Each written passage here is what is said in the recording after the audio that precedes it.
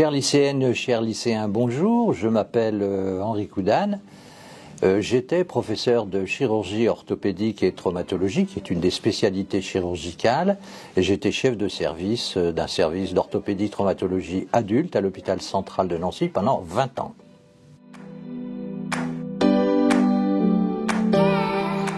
Je vais vous expliquer ce qu'il faut faire maintenant dans votre cursus pour avoir les meilleures chances d'intégrer une filière médicale, car vous allez le voir, c'est un peu compliqué. Alors déjà, au niveau de la seconde, j'ai cru comprendre, parce que c'est complexe aussi chez vous, que maintenant vous avez une spécialité à choisir, enfin plusieurs spécialités, et là je vous conseille de choisir pour votre deuxième semestre en seconde, de choisir une spécialité, qu'il s'agisse de mathématiques, chimie, SVT.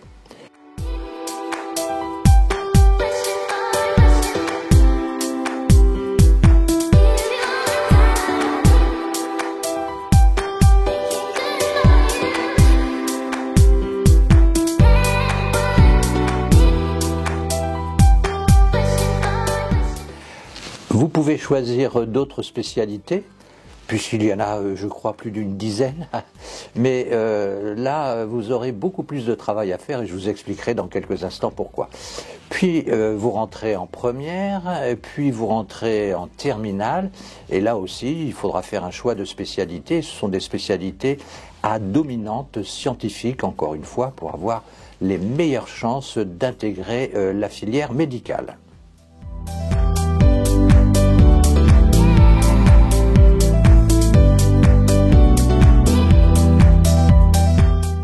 Vous passez le bac, vous l'avez, bravo. C'est déjà la première étape. Et maintenant, il va falloir que dans Parcoursup, vous puissiez choisir entre deux possibilités. La première des possibilités, c'est passer ce que l'on appelle la PASS. Et la deuxième possibilité, c'est de passer la LAS.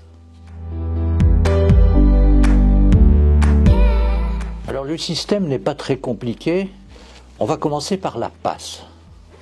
La PASS va vous permettre d'intégrer donc une faculté de médecine et dans la PASS, vous avez ce qu'on appelle une majeure, qu'on qualifie de majeure santé, et une mineure dans laquelle vous pouvez faire du droit, des mathématiques, enfin absolument ce que vous voulez.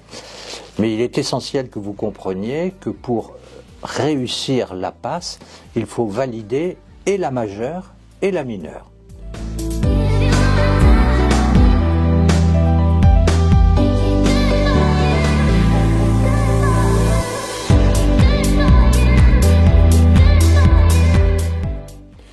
La deuxième possibilité, c'est la LAS, dans laquelle vous avez, là cette fois-ci, une majeure qui correspond à la licence que vous avez choisie. Ça peut être du droit, ça peut être de la physique, ça peut être de la chimie, bon, ça peut être de la philosophie aussi à la limite. Et vous avez une mineure santé dans laquelle vous avez des examens à passer sur des matières qui sont l'anatomie, la biophysique, etc.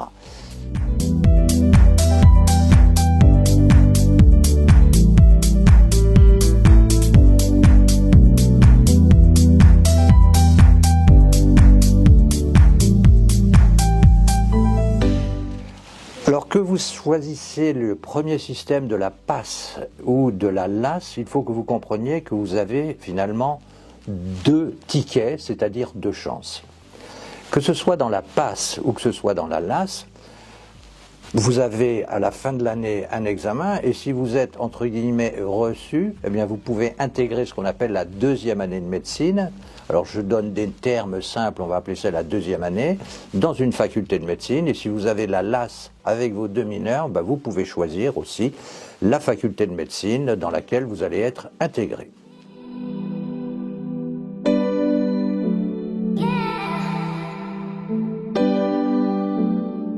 Si vous n'êtes pas reçu, que ce soit à la PASS ou à la LAS, eh bien vous avez donc ce deuxième ticket, vous pouvez vous réinscrire une deuxième fois, soit en PASS, soit en LAS, ou si vous êtes en PASS, vous pouvez passer en deuxième année de LAS directement, c'est un peu complexe, mais enfin, quoi qu'il en soit, vous avez 2 tickets. Et une fois que vous êtes reçu, bien, vous rentrez en faculté de médecine. Et ce qu'il faut que vous compreniez, c'est que si, au bout de la 2e fois, vous n'avez ni la passe, ni la LAS, eh bien, a priori, c'est à peu près terminé. Réserve faite de quelques cas particuliers, mais je vous en parlerai de vive voix lorsque je vous rencontrerai.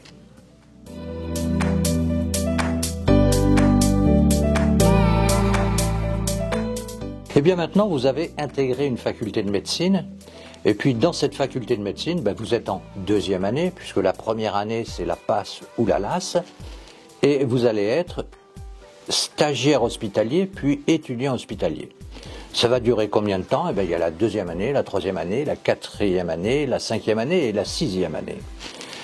Pendant toutes ces années, vous allez être d'abord stagiaire hospitalier, puis étudiant hospitalier. Là, vous allez être payé, vous êtes à l'hôpital, vous allez faire des stages. Parallèlement, vous allez valider des modules qui vont vous permettre d'accéder jusqu'à la fin de la 6e année de médecine. Que se passe-t-il à la fin de la 6e année? Alors, vous allez passer encore un examen que l'on appelle le CN, l'examen classant national. Alors, c'est pas très compliqué.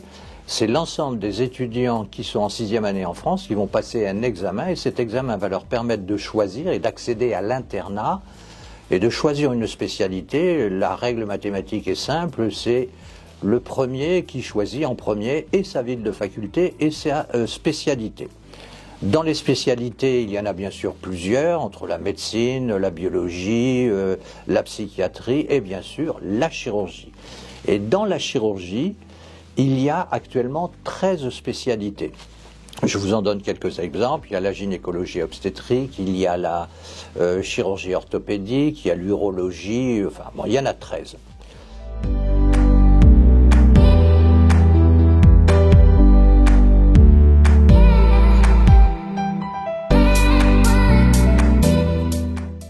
Et il faut que vous compreniez qu'à partir de ce moment-là, vous êtes interne, donc vous êtes payé. Alors vous allez me dire combien on est payé comme interne. Eh bien, ça dépend des années d'internat. Schématiquement, si vous faites de la chirurgie, l'internat va durer 5 ans. C'est ce qu'on appelle un diplôme d'études spécialisées. Alors, pendant les premières années, vous êtes payé environ, parce qu'il faut quand même le comprendre un peu, entre 1600 et 1700 euros par mois, sans compter les gardes. Et puis, une fois que vous arrivez à la fin de votre internat, eh bien, il faudra passer ce qu'on appelle la thèse d'exercice. Et vous pouvez être docteur junior, enfin, peu importe les termes. Et là, vous touchez à peu près entre 2000 et 2002, toujours sans les gardes. Vous avez obtenu donc votre DES, et pour tous les DES, c'est-à-dire les diplômes d'études de spécialité, donc ça dure 5 ans, vous êtes interne pendant 5 ans, et à la fin de ce cursus, donc vous passez votre thèse, et enfin, au bout de ces 5 ans, eh bien, vous êtes diplômé en chirurgie dans la spécialité dans laquelle vous avez effectué tout votre cursus.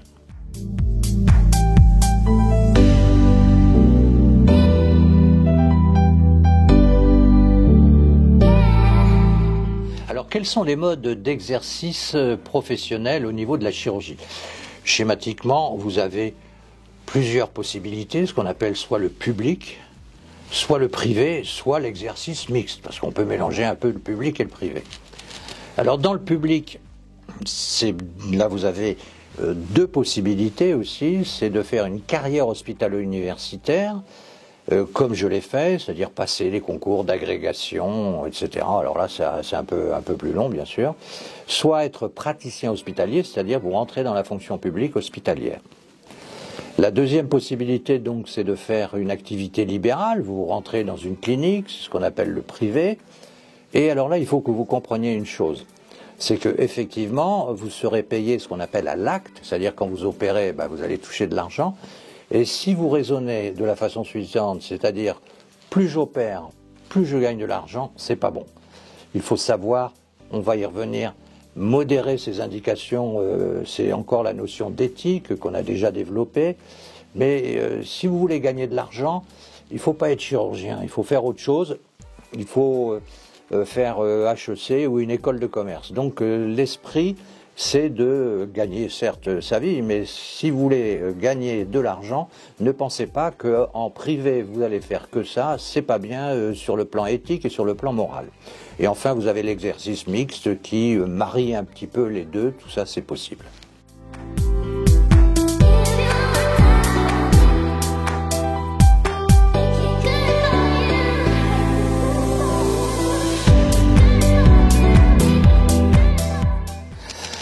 Enfin, je voudrais m'adresser plus particulièrement aux lycéennes, c'est-à-dire aux filles, c'est-à-dire aux femmes. La question est de savoir si effectivement les femmes peuvent être chirurgiens. Bien évidemment, oui. Alors, de mon temps, il y a une trentaine d'années ou une quarantaine d'années, même maintenant, c'était peut-être probablement plus difficile parce que c'était moins bien organisé, c'est un travail qui est toujours très prégnant, et puis il y avait des vieux démons qui disaient, par exemple dans ma spécialité en orthopédie, où on met des prothèses de hanches, il faut frapper avec un marteau, qu'il fallait être un homme pour faire ça. Ces temps sont révolus et ne reviendront plus. Mesdames, vous avez autant de qualités que les hommes pour faire de bons chirurgiens, autant de qualités, sinon plus. Donc n'hésitez pas à choisir votre spécialité chirurgicale, vous y serez toujours les bienvenus.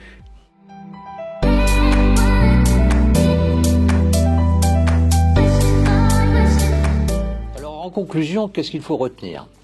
Eh bien il faut retenir, puisque vous êtes au niveau du lycée, que vous devez choisir, et cela vous donnera les meilleures chances de succès, une option, on va dire, scientifique, que ce soit en seconde, en première ou en terminale.